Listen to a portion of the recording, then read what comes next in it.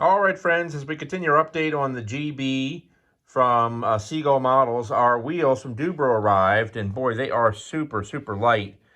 Very light. I mean, they're even lighter than the ones that came with the actual plane itself. And in terms of thickness, let me show you real quick. So the one on the left is the one that came with the model. Keep in mind, that's shaved down after having put it through the belt sander, but you can see how much thinner the Dubro wheels are, which is the one I have in my hand. So that's going to fit very nicely. But they are light. I mean, if you're looking for a large wheel that's lightweight and they have up to 6 inches, go with these because, wow, these are the lightest wheels I've ever seen. Anyway, all right, we're going to get those onto the GB and see how well they fit. Tell you what, while I'm doing this, let me just put them right in the wheel pant and we can see the width. Notice how that's an absolutely perfect width for that particular fork, as you can see right there. Very nice width. All right, we're going to get these mounted and more to come. All right, friends, as we continue up to here, let me talk to you about the wheel real quick and how you're going to have to set this up. So if you look carefully, let me zoom in a little bit here. You'll notice that this is the side over here where you're putting the axle in. The first thing you'll see right there is you'll see a wheel collar right there. Then once the axle passes through the first half of the fork, you're going to put another wheel collar. You're going to need that there, okay, because that's going to help center the wheel. Then the opposite, this is where we're using the spacers that come with the kit, and you can see it right there. Keep in mind the spacers are different lengths, so you'll need the longer length here. And then finally, you have one last wheel collar. You can see it right there at the very end, and that's going to hold the axle in place. So just keep that in mind. That'll give you a good centering of the wheel for the most part, and will allow the wheel to spin freely. All right, there we go. More to come. All right, friends, as we continue update here on the Seagull models GBZ, also known as the Super Sportster model, let's talk about some of the various parts that we're looking at. First of all, we're looking at the servo tray here, and we're planning to go ahead and put in the battery tray. So right off the bat, you can see right here, that's F2, okay? And right back here that I'm hitting, that's F3. Now, what we did is we went ahead and we hardened the surface of the balsa. You can see it's shiny. We used thin CA to harden that surface. And you'll notice down below, let me see if I can zoom in a little bit or get a better focus. There we go. Down below, you'll see that there are some stringers right down there. There's one down there. Let me zoom in a little bit and get some light on it. There it is. There's one of our stringers. And the other one is right over there. You can see it down there. So the plan is we're going to cut along the back edge of F2. We're going to cut along the front edge of F3, if I can get a shot of it. There it is down there. Okay. And then we're going to go ahead and cut along the inside edge of that stringer there and the inside edge of the opposite stringer, thus making our hatch. Now, I have seen some folks go through and put the battery up in this front portion up in here. But I'm going to be putting a 6S 8000, and the problem is the width from F1 to F2 was not wide enough for the tray. And what you'll notice right off the bat, let me grab the tray real quick. You can see the space between F2 and F3 is perfect. That tray just drops right in there, which is excellent. And even the width or the length of the tray is perfect in that it's going to allow the tray to sit nice right in the center of the fuselage, the width, in terms of the width of the fuselage. So the length of the tray is perfect, as well as the width of the tray. All right, let's go ahead. Let's make some cuts. But before we do that, let me tell you about the tray. The tray was purchased from Gator RC, and I'll put the link in the description for the video. And you can see this is their 10S tray. And the nice thing about the 10S tray is that it includes this mounting bracket here that glues to the bottom. As you can see, it's laser cut. It also includes two 1/4 inch diameter carbon fiber rods. Of course, you have your laser cut tray, and you have these little donuts, if you will, and the donuts actually slide over the ends of the carbon fiber rod, and they get glued to the side of the fuselage, thus providing additional reinforcement.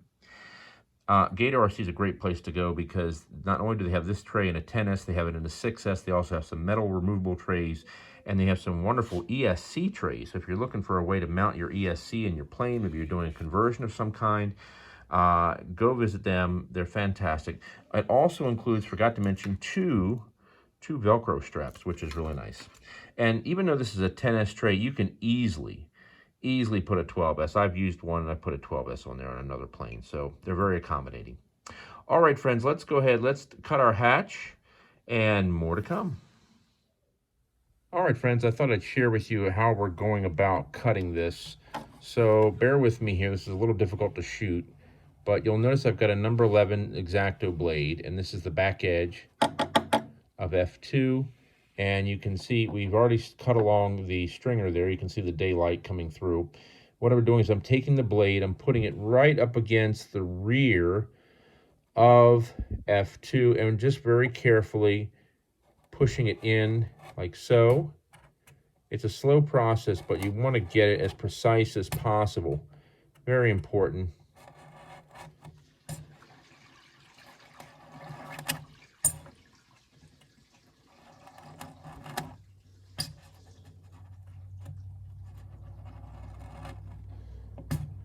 And you can see how we're working it.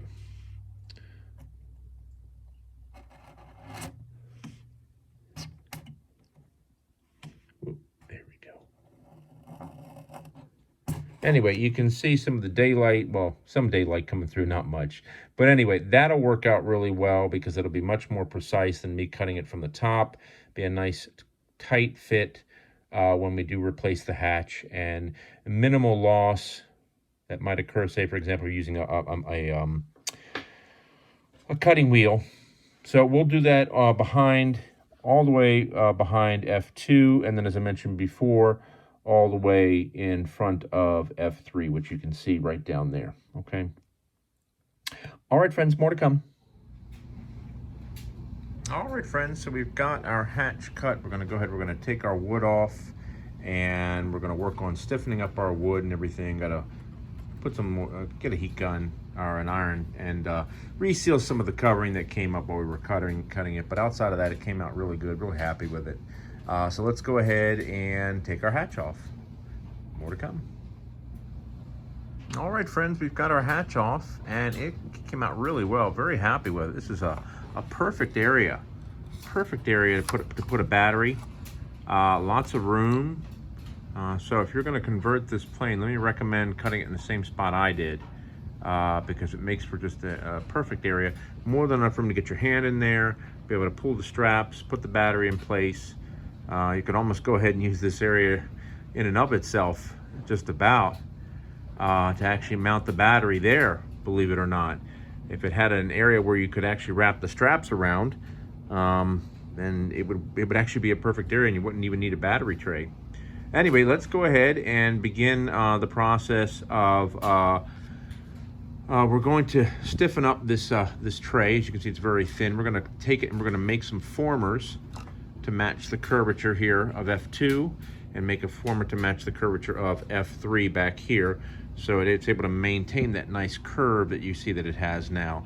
I will say, going through them and dripping the CA on the balsa before cutting was a really good idea, because you can see it does maintain that perfect curvature, which is really important. All right, friends, more to come. All right, friends, we continue our update. We are creating the, I guess you could call them the battery tray rails. Why don't we call them that? Basically what it is it's 1/4 inch by a 1/2 inch spruce, if you will. And the reason why we're going with this rather than the laser cut piece right here, it's not that this doesn't work, this works extremely well, but the issue is when we look inside the compartment here, there really isn't any place to actually go through and to drill the holes to that are here, as you can see on the piece, to be able to go ahead and pass the carbon rod carbon rods, because this right here, these pieces of wood here and here just aren't tall enough. If they were just literally like a 1/4 inch taller, they'd be perfect. But that's okay. So we're going to do like we did for some of the other airplanes, where we just went ahead and glued the rails across, and then went ahead and we'll just epoxy the tray in place. That's the best way to do it. All right, let's get these pieces on, and let's get our tray in the plane. More to come. All right, friends, we continue our update here with regards to the conversion and adding the battery tray. Let's talk about what we've done so far. So right off the bat, once again, we're looking at the hatch. This is the front, and of course that's the rear. What you want to do when you cut away the balsa skin, you still need to put some type of supporting structure there. So you have to think of these as formers in and of themselves. So what we did is we went ahead and we took some 1/4 inch balsa, you can see it here, and just put it right up against. We cut the width so it fell just between the opening. As you can see, the width of the wood falls just between the opening of the hatch itself. Okay. And then we went ahead and we traced the top. As you can see here, we're looking at the rear piece that I've already traced. We traced the top, and then we go ahead and we cut it. And then we just simply glue it into place. Now we wound up putting some pegs on the front to help go through, and to some holes in the front and some pegs, so that way it'll sort of peg into the holes here on F2, and then we'll use probably some kind of latch in the back to help hold it in place. All right, let's go ahead and cut the rear piece, get that glued onto the hatch, and more to come. All right, friends, as we continue our update here, let's talk about what we're doing so far so as to help those that might be putting in a hatch latch. So here's our hatch latch that we're using right here. Once again, we've purchased those from F3A Unlimited. You can see them here. There's the part number and everything in case you're interested, and you can purchase it at f3aunlimited.com. Okay, so let's talk about some things to consider. First and foremost, when we look at our latch here, I want you to notice that top pin right where my thumb is. You want to keep that in mind, because when you're putting your latch in place, you've got to make sure you have just at a minimum, absolute minimum, maybe like about a 1/32 space between the top portion here and any wood or anything that might be sitting directly beneath it. And the reason for that, and I've had this happen in the past, not recognizing it, the reason is you don't want that pin to drag. Believe it or not, that little tiny pin dragging across any wood that may sit on top of it can actually really affect how well the latch closes. So keep that in mind. If you look very carefully, let me zoom in real close. Let me explain what we're using here. So these are 3/32 pieces of ply. They're cut 1 inch long. They're cut a 1/4 inch wide. And you'll notice it's just a little bit taller than the actual stringer that's here. And that's perfect. That's perfect. So what'll happen is then we will take our latch, we'll take our latch and we'll wind up resting it on that wood, and you'll see it in a second, and then of course bolting in place. Now you'll notice there's the hole that the latch comes out of. Definitely make it bigger than what the diameter is of the actual latch pin. That way when you go to put it in, it's easier to get in, and you don't have any binding. The only hole that should be really the exact same diameter is the one we're going to make in the fuselage itself, and I'll show you what I mean in a little bit once we get to that part. So we're going to be putting 2 latches on the hatch, one on this end, one on this end. That way that'll guarantee this latch will never come off in flight. I thought about using magnets. Magnets do make it easier to put the hatch on, but you have to be careful. You have to make sure your magnet's strong enough to hold the latch in place, but not so strong that you can't get it off. All right, so let's go ahead, let's get our latch in place and on this side, and we'll bolt it in, then we'll go ahead and we'll start working on the other side. More to come. All right, friends, as we continue our update here, let's talk about the latch here. We've got it in place. Let me tell you what I did. These are, let me zoom in nice and tight there. These are 256 socket heads with 256 just regular nuts, nothing special. Did go ahead and put a washer on top, as you can see right there. So that's all set. Works really, really well. Let me show you real quick. Let me back off just for 1 second. And here's how you can tell when a latch is working correctly. Let me do this real quick. Watch how it disappears into the wood. See that? That's what you want. That's how you know you have it set just right. And that's perfect. That's what you want. You can see there's more than enough coming out to be able to go ahead and enter into, in this case, the other former. But there's also more than enough that disappears, so that way it easily removes, you can easily remove the hatch without the latch getting caught. So that's perfect. All right, let's go ahead. Let's repeat the same procedure on the other side, and then we're almost done with our hatch, battery hatch. More to come. All right, friends, as you can see, we've got our second hatch latch installed, and it went really well. No problems whatsoever, and it just works really, really, really well. Now, what I did on the top, this just comes from past experience. I went ahead and I put some wheel collars, 1/8 inch wheel collars on, and the reason for that is you can grab these latches that much better, and it makes it easier to squeeze, and then easier to lift it up as well. So we've got that in place. That is good to go. We're going to go ahead now. We're going to come over here, and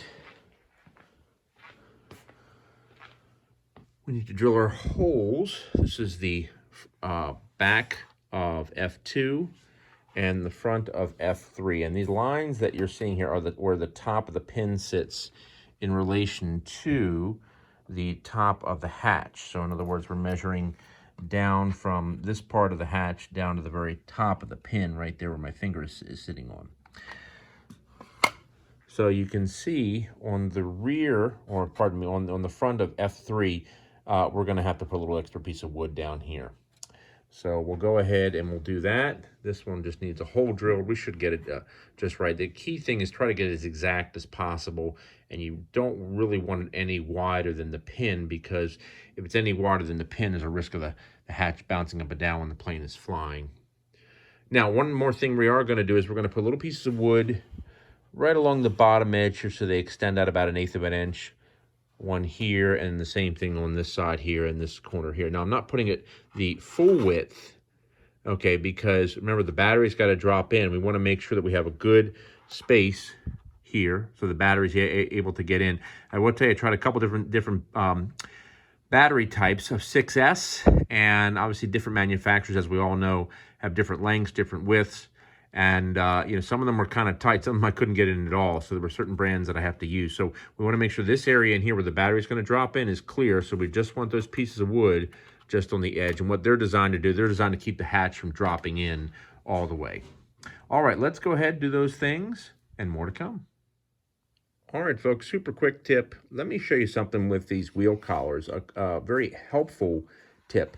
Notice how the set screws, one is facing forward, one is facing backwards. Because I set these pins up in a pincer grip fashion, the set screws actually make it easier to grab these and lift. They give you some surface to lift the hatch out, doing it all with one hand. So whenever you're doing any type of pin, any type of latch hatch of any kind, I'd recommend putting on the wheel collars, but make sure that the set screws are set in such a way so that they're able to face your thumb or your index finger. It makes it easier to grab.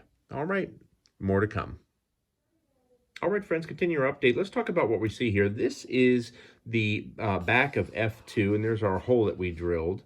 And then here is the front of F3. Let's talk about what we did here. First of all, with the front of F3, you can see how the hole sits right along the very edge.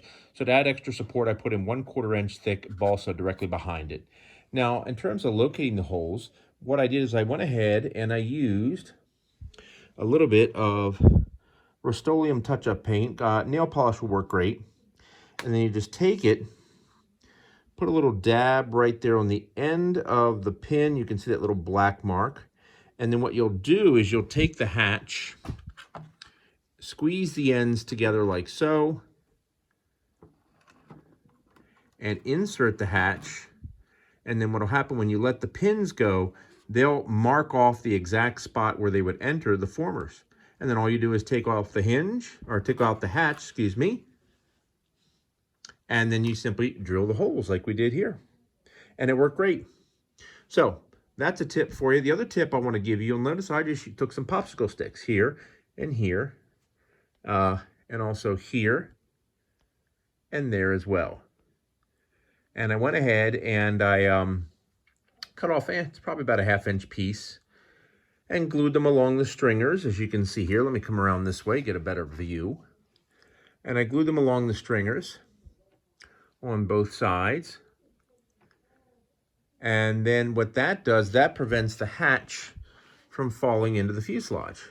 And it makes it much easier to position it correctly so that when you go through and you put it in, the pins slide right into the holes. There we go. And that's our hatch. Ta-da! Life's little pleasures. All right, we're going to go ahead and take our battery tray, get that glued in, and then we're done with the conversion. All right, friends, more to come. All right, friends, as we continue our update here, you can see we have our tray in place. And so it's epoxied in nicely, which is great. So basically, that part of the conversion is done. So just a couple more minor things we're going to do, and then the plane will be wrapped up. We're going to go ahead, we're going to get our ESC installed in just a second, and I'll show you how we install a Castle Creations arming lock switch and why it's important from a safety standpoint. All right, friends, more to come. All right, friends, as we continue our update here on the Seagull models GB, let's talk about the cowling for a moment. So, of course, we have the cowling mounted, which is great. Now, there's one thing I've learned over the years. You know, when you have a cowling such as this, where you're just using servo screws to hold it in place, it's fine. You drill the hole, you put the screw in, no big deal. The only issue you run into sometimes is that if you don't get the cowling positioned correctly, and you go to put the screws back, and you might actually go through and actually start screwing in a whole new hole. So the best way to position this is very simple. Let me show you what we're going to do. We have here a very simple bamboo skew, about an 1/8 inch. You can pick them up at any food store. They sell them everywhere. And what we're going to do is we're going to go through, and in each area where we see a screw, just slightly ahead of it, like right about there roughly, we're going to drill a hole. Just enough so that way we can push it down through the cowling and through the actual mounting block, which you can see right there, that little black box, excuse me, right there. Anyway, we'll then go ahead, we will take the cowling off and glue these in place. And then what you'll do is you cut these so they are just slightly above, ever so slightly above the cowling. And you can paint them black, you know, in this case, or whatever color your cowling is. What that does is that when you go to put the cowling back on, it actually catches on this little bamboo skew, and it positions the cowling correctly, and then you go ahead and you insert the screw in place. And therefore it makes it much easier, so you're not hunting and pecking and trying to find the actual screw hole itself while you remount the cowling. All right, friends, more to come. All right, friends, as we continue our update here, we have our bamboo cowling placement sticks in place. You can see right there, we've got the one up front. You'll notice when looking at the top here of the cowling block, only about 1/8 of an inch of the actual bamboo stick sticks out. We used a little thin CA to hold it in place. Very straightforward. I'd say the pieces are probably about a 1/2 inch long, 1/2 inch to 3/4 roughly. Anyway, and you can see how we went ahead and we have them on all of the cowling blocks there. Oops. And the one over there as well. Okay, so we're gonna go ahead, we're gonna get our ESC mounted, and more to come. All right, friends, continuing our update, let's talk about the Castle Creations arm lock socket and key. So this is a really wonderful invention designed to prevent an accidental arming of the motor. It's designed to work with the Castle Creations Phoenix Edge line of ESCs. And let me talk to you about how it works. So right off the bat, what you get is you get a socket and a key, as you can see here. Let me zoom in a little bit. And when you are putting in the battery, you leave the key in the socket, and that prevents an accidental arming of the motor. Say, for example, you accidentally bumped the throttle when you didn't mean to. Now, once the battery is in place, you will still be able to move your control surfaces because the BEC or the receiver battery, whichever you're using to power your radio, can still function. But the throttle will not cause any action in terms of movement of the motor while the key is in the socket. When you're ready to fly, simply grab the key, give a good firm pull, like so, and you're flying. You're ready to go. When you're done flying or ready to disarm the motor, simply place the key back in the socket and you're done. And that's it. That's all there is to it. Setup is very simple. You'll see here on the ESC, it's actually a 4-wire coming out, but you'll notice how eventually it splits, as you can see here, where we have the 3-wire, which is the wire that is used to control the throttle, and this goes to the throttle channel of the receiver. And then you have a white wire here, and that white wire connects to the white wire of the arm lock socket and key set. And then you'll notice there's a red wire coming off, and that plugs into an open channel. So the setup works great. I've used it in other airplanes as well. And if you are using a BEC, you can, of course, go ahead and just mount it in this fashion. It doesn't impact the BEC. I know for this one, but for this particular setup, I'm using the Castle Creations CCBEC 2.0, and it handles up to a 14S at 14 amps. Well, 14 amps if you're doing a 12S, but it'll handle up to a 14S pack. And it's a great BEC to use. Very small, very lightweight. And I know they've got about 3 BECs currently available. Anyway, nonetheless, that is the arm lock socket and key set from Castle Creations. And I can tell you, when you purchase one of the Phoenix Edge ESCs, many times they give you a card for a free arm lock socket and key set. Now, I'm going to go ahead, we're going to get this installed in the plane, and I'll show you how easy it is to install. All right, friends, more to come. All right, friends, we've got our ESC mounted, pretty straightforward. One of the things I love about these Phoenix Edge Castle Creation ESCs, they've got these wonderful mounting tabs, so they really just make it nice and easy. All right, we've got that in place. Let's get our cowling back on, and let's go ahead and get our socket key mounted to the side of the fuselage. More to come. All right, friends, as we continue our update here, we are installing the arm lock socket into the side of the fuselage. Let's talk about what we've got going on here. So we used a little bit of, and you'll see it there, some 1/8 inch ply, and cut a hole in there to match the size of the socket for the Castle Creations arm lock. And the reason why we did that is the balsa here on the GB is very thin, very, very thin. So you don't want to just bolt the socket directly to the fuselage. It would just crush the wood. And if you were trying to pull the socket out for any particular reason or put it in, you have the potential of just breaking the wood altogether. So definitely go ahead, put that on. We're going to put a little extra CA around the edges there to help reinforce the wood so it doesn't crack under any condition. And then we're going to go ahead, we're going to bolt our socket in place. All right, more to come. All right, friends, we've got our arm socket in place, and we've got our key, and it works just perfect. Grab and give a pull, and put it right back in. Very simple. All right, friends, we're going to go ahead, button her up, get our receiver installed, and we're going to get her balanced out, and we'll do one last shot of the plane fully assembled. More to come. All right, friends, continue our update here. I want to show you something real quick. So on the right is the arm lock that's currently connected to the airplane. On the left is a fake. I did not know that I had purchased a fake. And this one I had purchased directly from Castle Creations. This one I had purchased through eBay. And you can clearly see the difference. So the original is going to have a red, black, and white wire, and then a black and red, and the fake is just 2 little wires coming off. They look very real in terms of packaging and everything. But anyway, just a friendly FYI, when you go to buy the Castle Creations, you're looking for a red, black, white wire, and then a black and red wire, as you can see. Okay.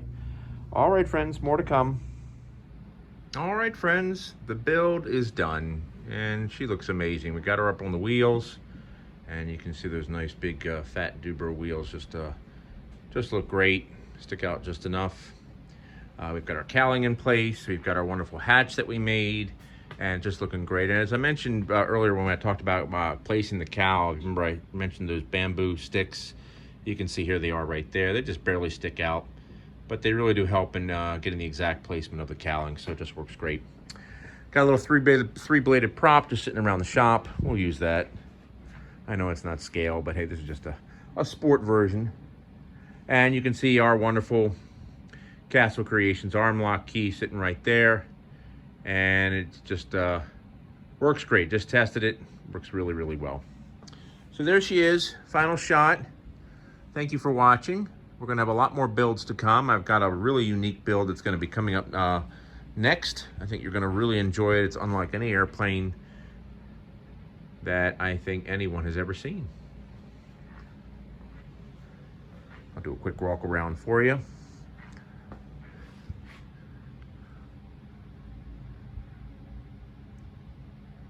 I highly recommend this this ARF. If you're interested in getting a GB of some kind, you can't go wrong with the Seagull models.